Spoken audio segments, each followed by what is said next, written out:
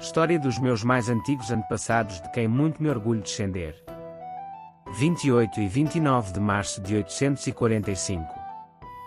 Carlos II, o Calvo, meu 35º avô, 13 vezes meu avô, imperador do Sacro Império Romano Germânico, rei dos francos, França Ocidental, neto do imperador Carlos Magno, sofre o cerco e invasão de Paris pelos vikings comandados pelo lendário Ragnar Lodbrok, meu 39º avô, 8 vezes meu avô. Carlos II, o Calvo, rei dos francos, França Ocidental, imperador do Sacro Império Romano Germânico, nasceu em Frankfurt, Alemanha, a 13 de junho de 823, e morreu em Rouen, França, a 6 de outubro de 877, era filho de Luís, o Piedoso, imperador do Sacro Império Romano Germânico, e de Judite de Altdorf, neto paterno de Carlos Magno, imperador do Sacro Império Romano Germânico, e de Hildegarda de Winterthur, rainha dos francos e neto materno de Guelfo I, conde de Altdorf e de Edwige da Baviera. Carlos II, também chamado de Carlos, o Calvo, foi o rei da França Ocidental de 840 até sua morte e também imperador do Sacro Império Romano Germânico a partir de 875.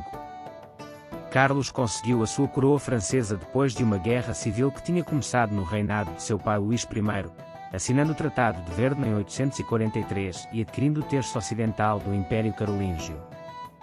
A origem do cognome. A partir de 867, Carlos tornou-se abade laico de Saint-Denis. A 5 de maio de 877, dia da consagração pelo Papa João VIII da Colegiada Santa Maria, futura abadia Saint-Corneille em Compiègne, Carlos teria raspado o crânio em sinal de submissão à Igreja, apesar do costume franco que exigia que um rei tivesse cabelos longos. Origens e infância. Filho do imperador Luís, o Piedoso, e de sua segunda esposa Judite da Baviera, Carlos foi confiado, aos 7 anos de idade, a um renomado tutor, Walafrid Strabo, um monge do mosteiro de Reichenau, na Alemanha, um espírito cultivado ligado ao mito imperial, poeta, autor de um dicionário contendo comentários sobre a Bíblia, sobre o qual as interpretações do livro sagrado se basearam durante séculos.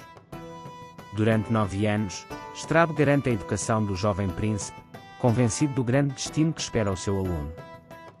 E também recebeu as regiões centrais da Flandres através da Renânia e da Borgonha como rei de Francia Média. Reinado como imperador. Após a morte do imperador Luís II, filho do seu meio-irmão Lutário, Carlos, o Calvo, apoiado pelo Papa João VIII, viajou para a Itália, recebendo a coroa real, em Pavia e as insígnias imperiais em Roma, a 29 de dezembro de 875. Luís, o Germânico, também candidato à sucessão de Luís II, vingou-se invadindo e devastando os domínios de Carlos e desta forma, Carlos teve que voltar à pressa para a França Ocidental.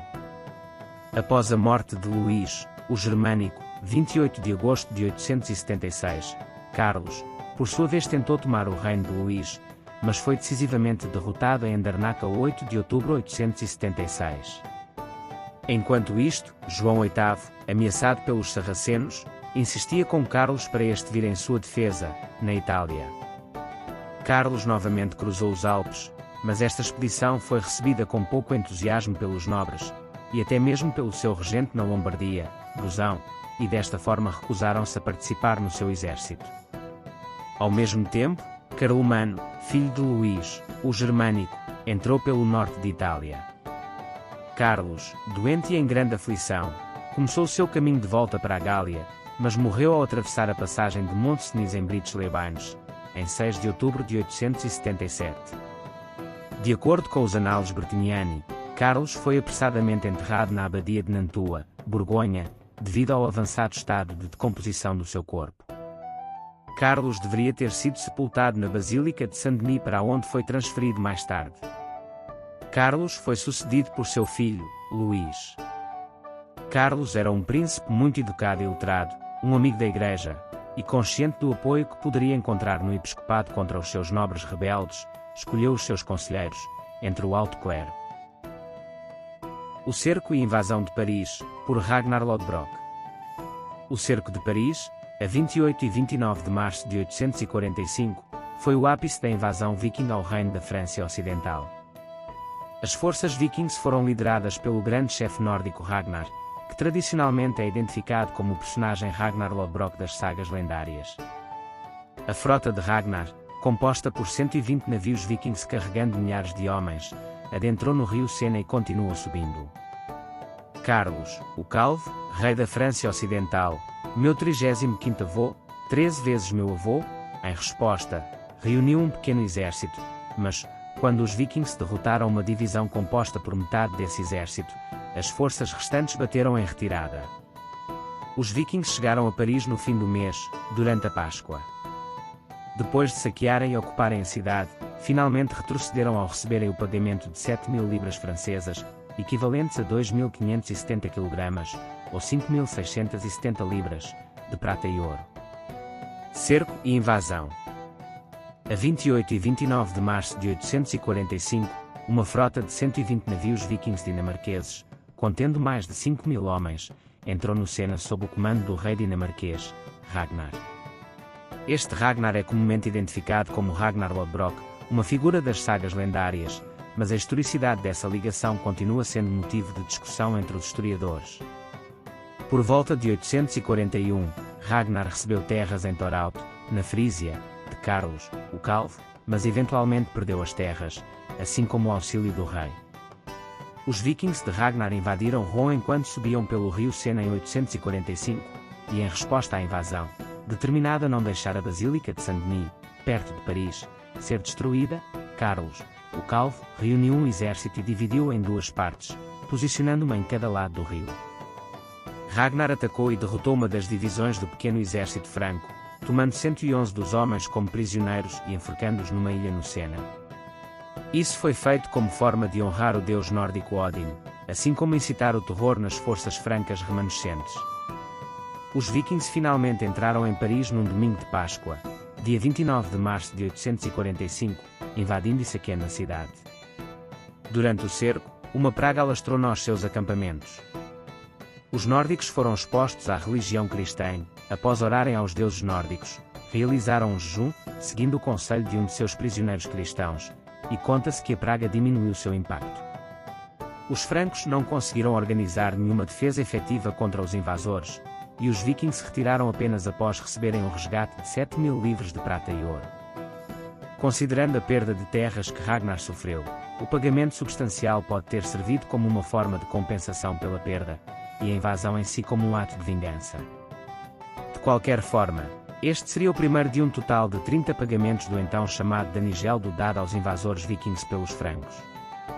Enquanto concordou em se retirar de Paris, Ragnar saqueou diversas cidades ao longo da costa no retorno da sua viagem, incluindo a Basílica de São Bertino. Embora Carlos, o Calvo, tenha sido severamente criticado por conceder um grande pagamento de resgate aos vikings, ele possuía outras questões críticas para serem tratadas ao mesmo tempo, incluindo disputas com os seus irmãos, revoltas regionais e nobres descontentes, assim como uma pressão internacional. Já que o rei francês teria problemas em confiar nos seus próprios condes, para organizar tropas com o intuito de derrotar a grande força militar de Ragnar, pagá-los faria Carlos, o Calvo, ganhar tempo, e uma possível paz para futuras invasões vikings, pelo menos num futuro próximo. Família e descendência. Carlos II casou a 13 de dezembro de 842, com Ermentrude de Orleans, minha 35ª avó, 13 vezes minha avó, filha de Odão I, conde de Orleans e de Ingeltrude de Fezensac. No entanto, ela morreu a 6 de outubro de 869. Em 866, Ermentrude de Orleans foi coroada rainha dos francos ocidentais na abadia de São Merdado, em Soissons. Após a separação do casal em 867, a rainha repudiada retirou-se para um mosteiro. Morreu em 6 de outubro de 869, aos 46 anos de idade e foi sepultada na Basílica de Saint-Denis, em Paris. Com Ermentrude de Orleans, minha 35ª avó, 13 vezes minha avó, teve. Judite, minha 34ª avó, 7 vezes minha avó, casou por 3 vezes, a primeira com Ethelwulf do Essex, a segunda com Ethelbaldo do Essex, seu filho adotivo, e a terceira com Balduíno I da Flandres, meu 34º avô, 7 vezes meu avô. Luís II de França, o Gago, casou com Adelaide de Paris, meus 34º avós, 7 vezes meus avós. Carlos Lutari, monge em 861, tornou-se abade da abadia de Saint-Germain. Carlomano. Rutrude, abadesa, na abadia de Saint-Radegonde. Ermentrude, abadesa, de Asnan. Hildegarda, nascida em 856, morreu jovem. Gisela. Godilda de França, casou com Godofredo III, conde de Maine, meus 34º avós, 8 vezes meus avós.